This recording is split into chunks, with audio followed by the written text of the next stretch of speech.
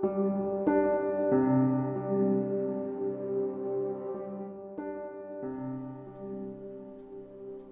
all, this is Let's Talk About Myths, baby.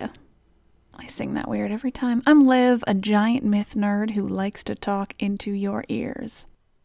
Before I say anything else, I just want to say a huge thank you to everyone who reached out after the last episode. I was worried about throwing in the politics at the end, and especially worried because it's a very different thing to talk about the real world and the bullshit we have to deal with than it is the magic of the mythological and historical patriarchy. Our own, more so now than ever, is terrifying. But so many of you said such nice things, and I'm so glad you all appreciated it, and it seems like, by and large, we're all very much on the same side. So, thank you. To any of you bothered by my including politics, I'm going to try not to do it too often, but you should know from how I speak about the treatment of women in these myths that I am a hardcore liberal feminist, and when there is something happening in the current world that needs to be addressed, I'll do it. Because, especially in this case, I would feel like I wasn't doing my part if I didn't use the small platform I have to express important issues. Do with that information what you will. Now, back to the order of the day. I'm currently working on a bonus Patreon episode that will include me regaling patrons with tales I learned in Athens, primarily just super cool facts. Also, I'll soon be preparing the next standard movie bonus episode where I'll cover the movie Troy, which admittedly isn't a half-bad movie, even if it does take some major liberties with the Iliad. That being said, I haven't watched it in years, so maybe I'll regret what I just said about it not being a half-bad movie. We'll see, won't we? Now, before we proceed to the final installation of the Trojan War series of episodes, let me once again tell you about a very well-timed book. The Silence of the Girls by Pat Barker is, as I mentioned last episode, a novel about some of the women involved in the Trojan War, specifically on the side of Troy. Now, frankly, I don't remember what I said about it last week, but just to be clear, this is no Song of Achilles. There's no falling really deeply in love with Achilles here. It's a whole other side to the very idea of the ancient Greek heroes, and one that's quite fitting for this podcast. Hey, what about the women?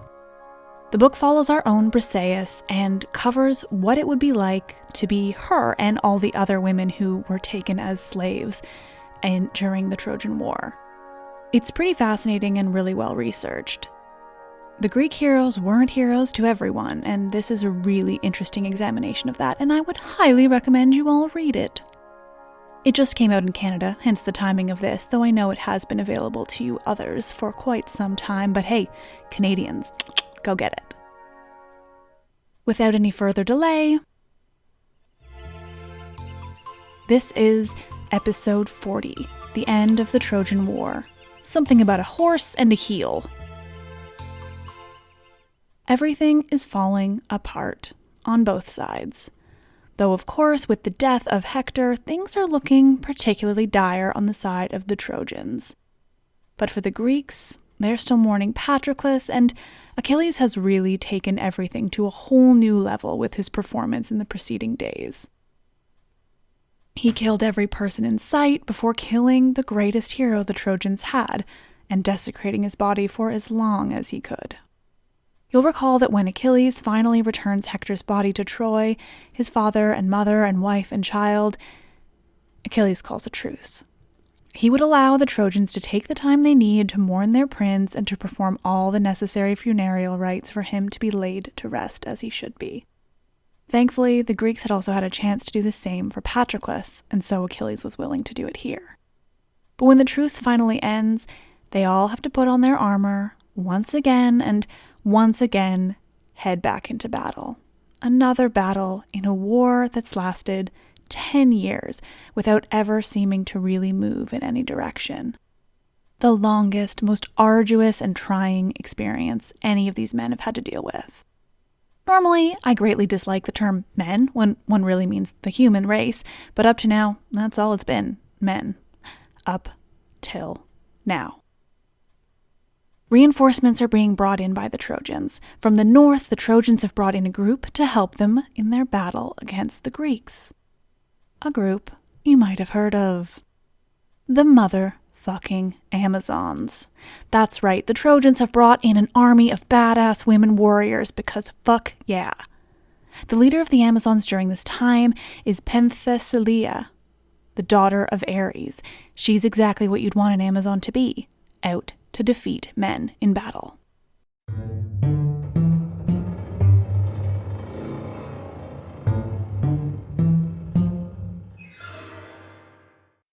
Penthesilea is helping Troy because she sought refuge there and had been received. I cannot say her name. Penthesilea, you see, has been fleeing the Erinyes, the Furies. I haven't had many chances to discuss the Erinyes, but there's a certain story coming very soon where they'll figure in heavily. Before that, though, the basics of the Erinyes again, better known as the Furies, is that they punished people. Specifically, people who have killed family members, though they are known to punish others as well. But in the case of Penthesilea, she had accidentally killed her sister, the original queen of the Amazons from earlier stories, Hippolyta. Penthesilea had accidentally shot her sister with an arrow while they were out hunting, and so the Erinyes had been after her. She'd been shielded by the Trojans, though, and so she owed them one. She returns the favor by bringing in her Amazons to fight the Greeks on the side of the Trojans. Seriously badass. There are so few female characters who are ever in battle in Greek mythology. Well, actually, it's basically just the goddesses and the Amazons. But as annoying as that is, it makes it far more exciting when you finally do have a story of women in battle. Penthesilea was a huge help for the Trojans for a while. She kills a great many Greeks riding in with her Amazons on their horses. I like to imagine a battle cry and they're all dressed up like the Amazons on Themyscira and Wonder Woman. Just crazy, angry, badass ladies. One version of the story tells that she is the one who killed Machaon, who we've heard about before. Though, of course, an alternate version has him killed by a man, because duh.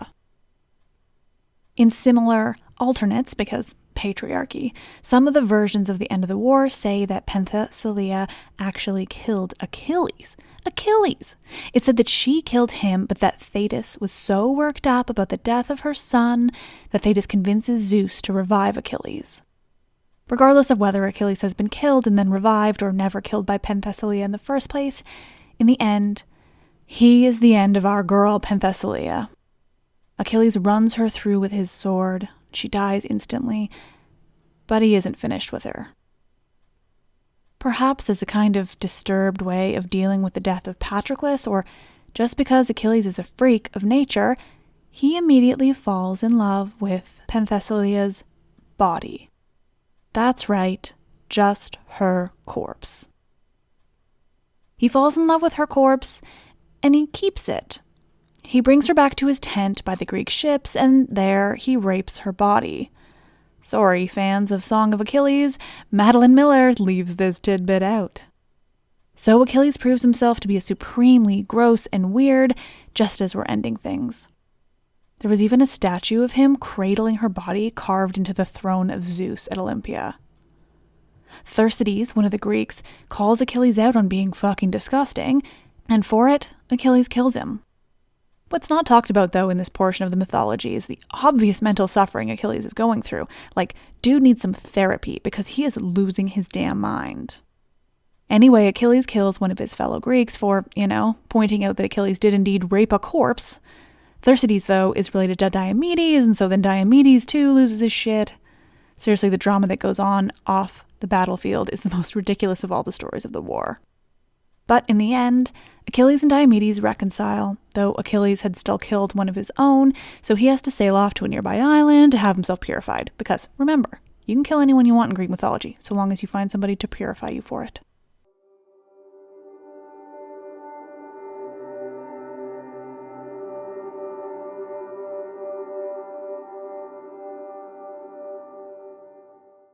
Another who comes to the aid of the Trojans against the Greeks is Memnon, who comes from Ethiopia.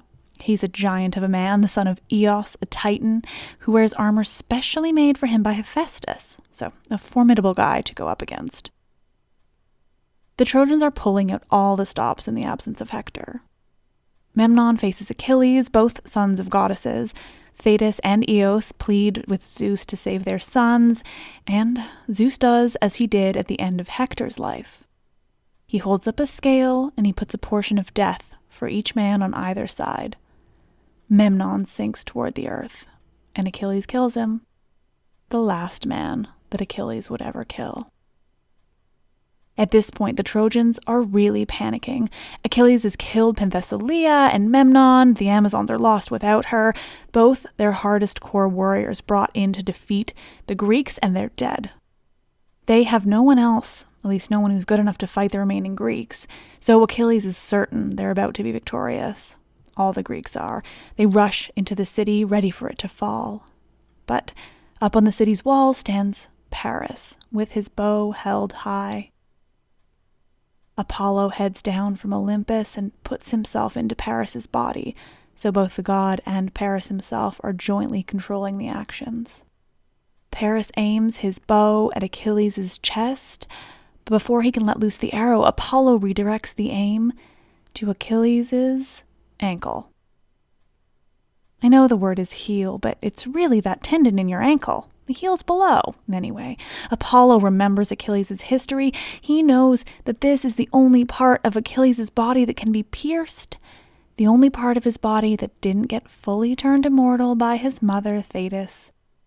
You remember, over many nights, Thetis held her son by that tendon in the ankle, just above the heel. She holds him there, and she dips him into a cauldron full of a potion that will turn him immortal. But before she can complete it, she's interrupted by her husband, Peleus, who just saw his wife dipping his son in a cauldron. So Achilles is almost entirely immortal, save for that one spot. Paris lets loose the arrow, and it flies directly into Achilles' tendon, piercing through. And sure, that's not exactly a death blow, but when you're immortal, save for that one spot, hitting that one spot seals your doom.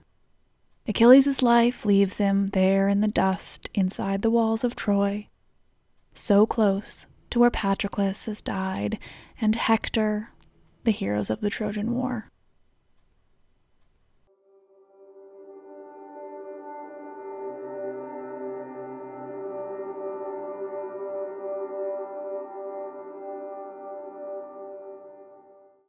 A fight immediately erupts over the body of Achilles. The Greeks want him so they can take him back to their camp, pay their respects, and perform the necessary funerary rites so that he may pass safely into the underworld and not be left to roam as an aimless spirit forever. And the Trojans want his armor. Not only is it particularly good armor, handmade by Hephaestus himself, but it's Achilles' armor. Glaucus, on the Trojan side, goes for him first, but he's stopped by Ajax. There's a whole fracas over it, but in the end, Ajax kills Glaucus and safely retrieves Achilles' body and brings it to the camp. The Greeks do what they need to do. They mourn over him, and Thetis and the Muses cry and cry. And eventually he's cremated as he should be, and his ashes are put in an urn alongside his beloved Patroclus, where they'll stay together forever. And everyone just conveniently forgets that time that Achilles fucked a dead woman's corpse for absolutely no reason.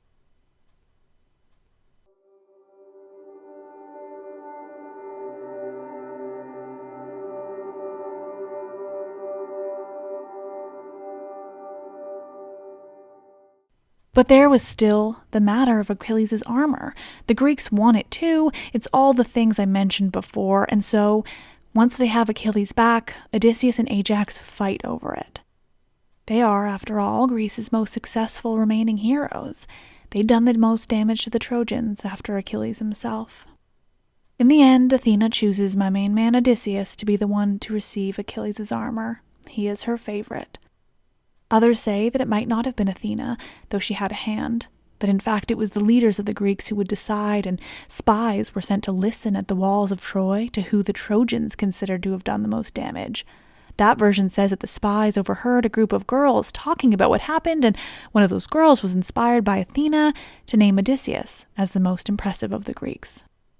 Whichever weird version, it's Odysseus that wins the armor of Achilles, even though Ajax proves himself an incredible warrior during the entirety of the war. Remember, there are only a few names that have been with us throughout this, and fewer that have drawn minimal criticism from myself. But old Ajax is one of them. And sadly, Ajax doesn't take this loss well. There's no doubt it's some major PTSD talking here, because Ajax stumbles away from this event as though he's drunk. One source suggests that it's brought on by Athena, though it's less clear why she would make him mad like this. Regardless, Ajax is raging, muttering to himself, not able to walk straight. He goes straight into a flock of sheep and begins killing them randomly, believing them to be Trojan warriors he needs to fight. Finally, he comes to, realizing what he's just done, and in a world where there's no help for such obvious PTSD, instead, Ajax, one of the greatest heroes of the Trojan War, this large man who did so many great things in the endless, endless war, makes his way to an empty beach and digs the hilt of his sword deep into the sand and falls forward, impaling himself on his own sword. And thus the phrase, "fall on your sword," is born, and another death that's actually pretty depressing. Ajax was pretty cool. Also, I hear that that's the name of a cleaning product in some places because he was so strong and powerful, and man, how clever. It isn't available in Canada, and that's a damn shame.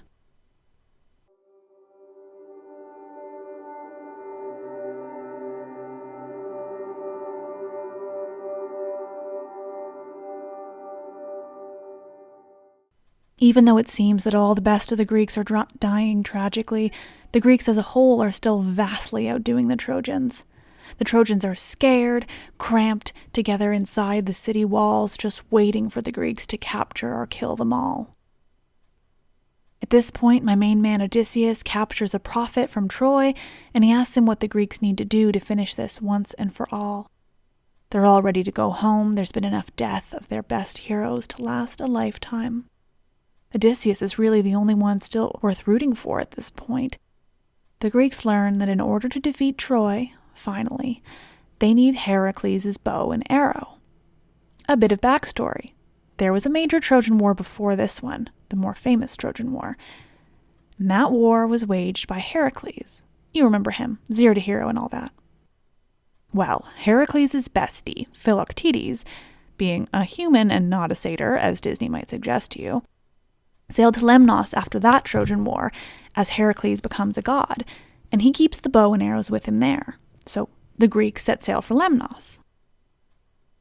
They bring back with them Philoctetes and the bow and arrow, and the promise that it will be him that can use the bow and arrow to defeat Paris, the murderer of their precious Achilles. But this comes with a note that they would also need Neoptolemus in order to defeat the Trojans. Neoptolemus is the son of Didymia and Achilles. If you've read the Song of Achilles, you might remember this a bit better, but Didymia is the woman that Achilles has sex with when he was hiding out on the island of Skyros, trying to avoid the Trojan War in the first place. Based on the chronology we know, I think that would make Neoptolemus still quite the child, but these details don't really seem to be of concern here.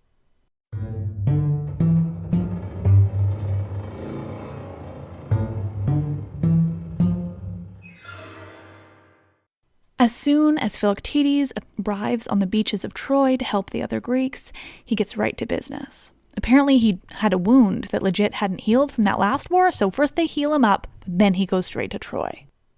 He proposes a kind of duel by using a bow and arrow with Paris, who accepts. Within moments, Philoctetes had shot an arrow through Paris's hand, then through his eye, and finally through his ankle. The kill shot in the Greek world, apparently. But Paris doesn't die immediately. He pulls himself back into Troy with his own people who try to heal him. They take him up to Mount Ida, where he begs a nymph to heal him. But this nymph is his ex-girlfriend before he left her for Helen, so she wasn't super keen on saving his life. She lets him die. Some versions say she regrets it after, but regardless, he dies. Don't fuck with women, dudes.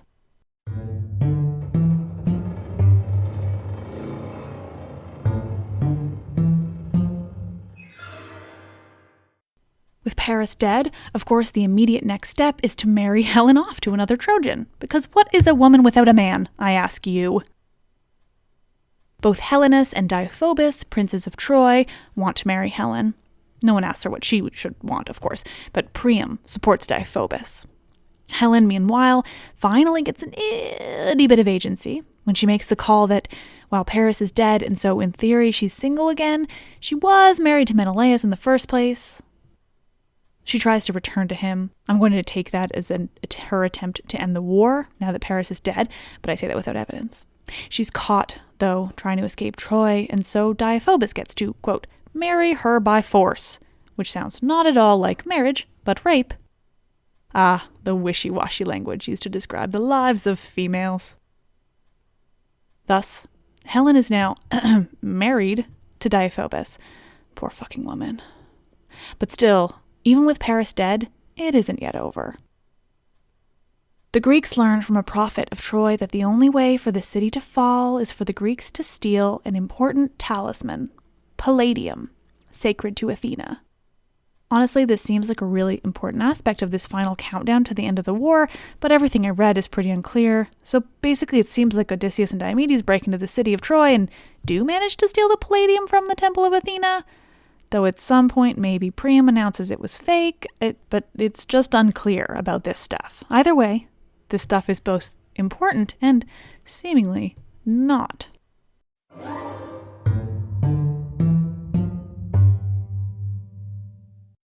The next and final plan to finally defeat the Trojans forever comes from Athena, of course, and to Odysseus. She whispers to him this plan. The Greeks will build an enormous, hollow wooden horse. It will be big enough to fit their best heroes, Odysseus, Diomedes, Neoptolemus, Menelaus, among others. The men take their places inside the hollow wooden horse. Meanwhile, the remainder of the Greeks burn down their camps that had been on the beaches of Troy for a decade, and take their ships and sail out of sight. It would appear to the Trojans that the Greeks have simply given up.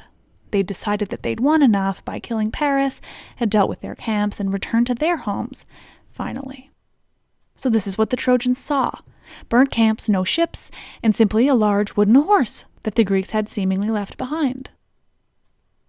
But they had also left one man behind, who's taken captive by the Trojans. He tells them that the Greeks had left, that he hated them and hadn't want to return with them. He tells the Trojans that the horse is left behind as an offering to Athena, that the oracle had told them to create an offering so big that it couldn't be brought into the city of Troy, that if it were, it would protect the city forever. There's much debate amongst the Trojans. Should they trust this? Should they bring the horse inside the city, ensuring it would be safe for all the years to come? Enter Cassandra.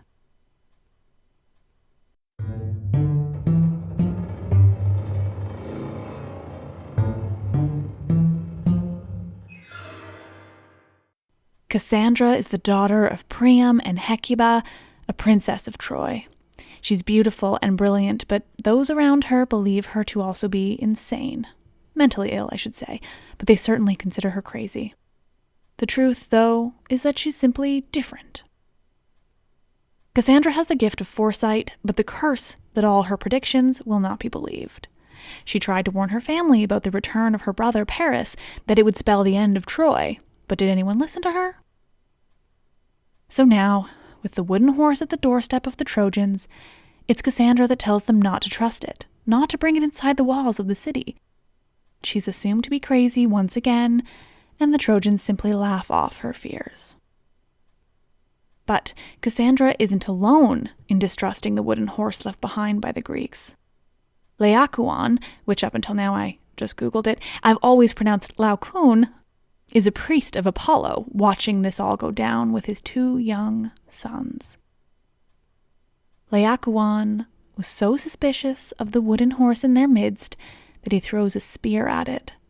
The spear sticks in the side of the horse, and a hollow sound echoes from within, but still the Trojans don't suspect anything is amiss with this enormous wooden horse left behind by the Greeks.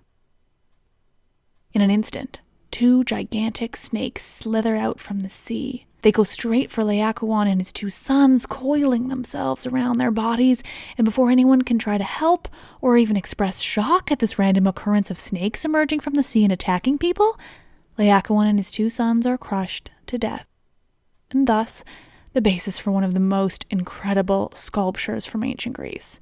Just unreal. I think it's in the Vatican Museum. I saw it first when I was probably 16 and truly haven't stopped thinking about it since. Between Cassandra's vehement warnings and Laocoon's distrust and immediate death, one would think that the Trojans might take this time to reconsider their options of the wooden horse. But alas,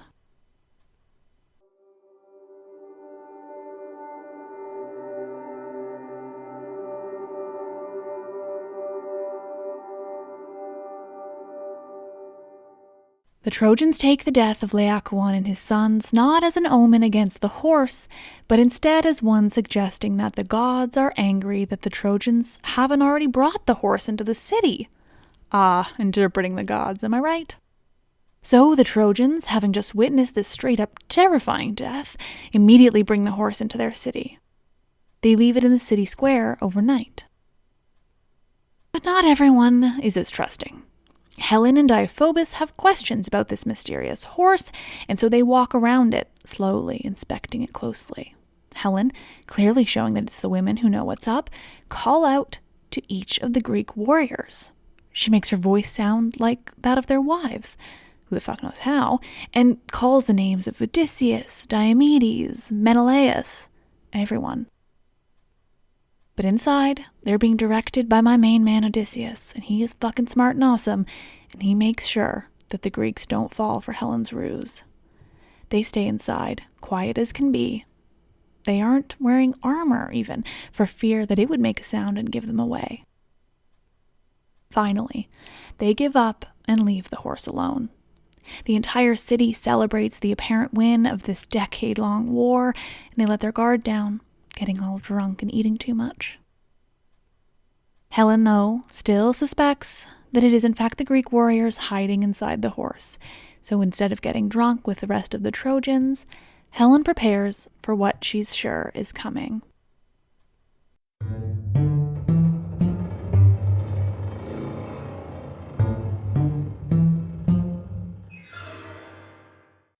In the quiet of the night, the Greeks sneak out from the hollow wooden horse and begin spreading across the city of Troy.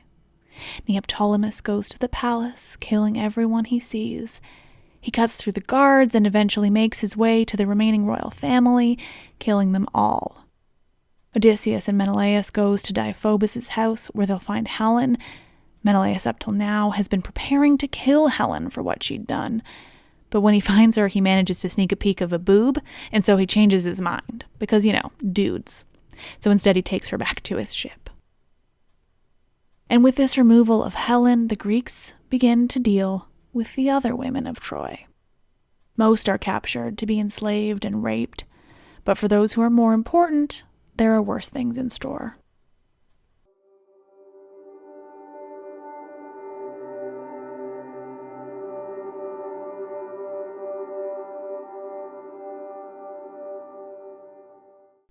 Andromache, Hector's widow, is decided to be Neoptolemus' prize, but he doesn't want her child, Astyanax, so he throws him off the top of a tower. Neoptolemus is fucking awful, in case that isn't abundantly clear. Cassandra, she who tried to prevent all of this bloodshed from happening in the first place, fled to one of Athena's temples. But the other Ajax, not the one we liked, finds her there. He rapes her in Athena's temple before she becomes the prize of Agamemnon. Agamemnon will take her back to Mycenae once this is all over and the Trojans had been dealt with. Polyxena, who was apparently the most beautiful princess of Troy, isn't assigned as prize to anyone at first. The ghost of Achilles appears to the Greeks and demands that she be sacrificed so that he may have her. Nobody bats an eye, and Neoptolemus happily slaughters Polyxena for his father. And Hecuba, queen of Troy. Well, Hecuba is the subject of a little play called The Trojan Women, and we'll get there. So the Greeks slaughtered every Trojan man and many of the children, whoever they spared or taken to be slaves for work or for rape. And yet it's the Greeks we love still, somehow. Finally, after all this time, the Greeks sail off, each to their own homes.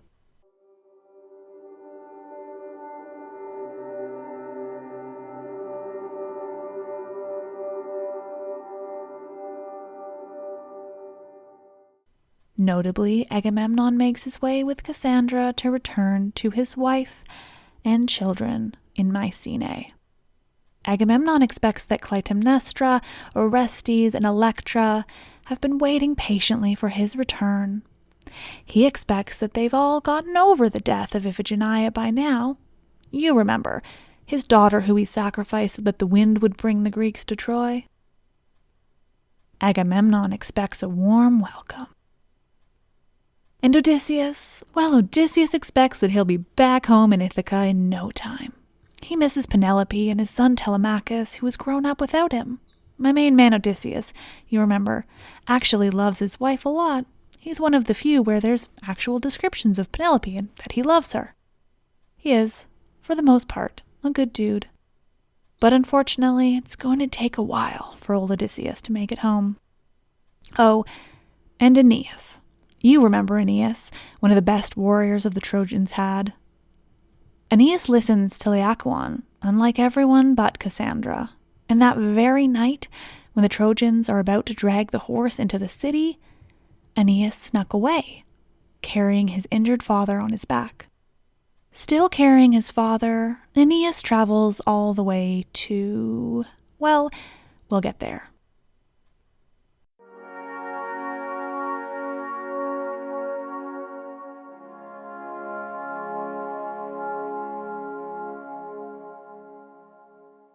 Thank you all for listening to this, the end of the Trojan War. We'll still be covering some of the results of the war. There are so many stories that stem from this war, but finally, the fighting is over. New characters are coming along, and some of my all-time favorite Greek myths. Needless to say, I'm excited.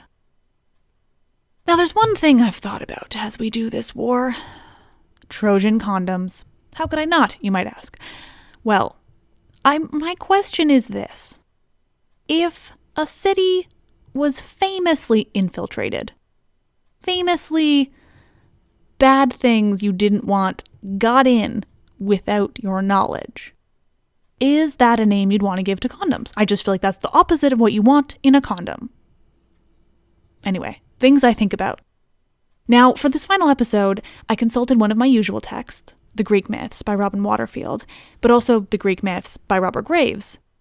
Clever titles were not these men's fortes. Regardless, there's an interesting note in the Graves telling of this story. They're actually very different versions, and I kind of had to meld them all together in a comprehensible way. When it comes to Penthesilea, the badass Amazon woman that, sadly, has only a short role in this story, it's possible that she originally was actually included in the Iliad. The Amazon's inclusion in the war is depicted in a great many statues and friezes of the ancient world. It seems that their involvement was pretty widely accepted. That and Achilles' supremely gross and weird reaction to Penthesilea's death, Graves notes, is very Homeric.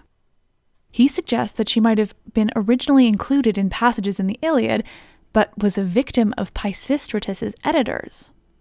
Now, Pisistratus is a name that is familiar to me from my studies, but, nothing from university lasts forever. So when I read that note in the Graves, I did a little digging. This dude is interesting. Sure, he's one of the more famous Greek tyrants, so I probably should have remembered him without Googling, but I didn't, okay? Also, just an FYI, at that time, being the 6th century BCE, tyrant is a term they used for their rulers. It didn't yet have the connotation that we give it now. Not all tyrants of ancient were, tyrannical. Some were just chill rulers who did their thing. Pisistratus, interestingly, was the founder of the Pan-Atheniac Games, which is something I read so much while in Athens, all while trying to master the pronunciation of the word. I probably failed.